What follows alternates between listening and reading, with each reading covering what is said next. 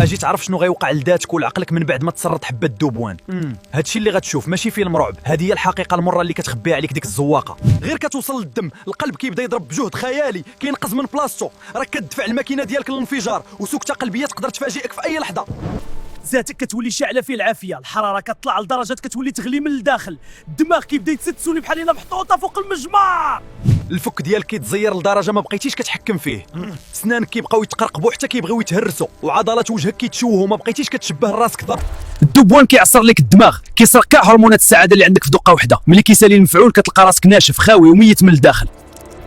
كتبدا مرحله الهلوسه، كتولي تشوف خيالات وكتصحاب كلشي باغي يقتلك، الشك والبارانويا كياكلوا لك عقلك وكتولي تعيش كابوس وانت فايق، العطش كيولي يقتل فيك والقلاوي كياكلوا الدق باش يخرجوا داك السم، الجسم كيولي ناشف من الماء، وهذا الشيء كيدي الفشل الكلوي كيسالي بحصه الدياليز. الدوبوان ماشي نشاط، هو انتحار بطيء، هاد الطريق ما فيهاش الرجوع، اخرتها يا السبيطار يا الحبس يا القبر، فيق الراسك وبارطاجي هاد التحذير مع اصحابك، راه الوقايه احسن من الندم.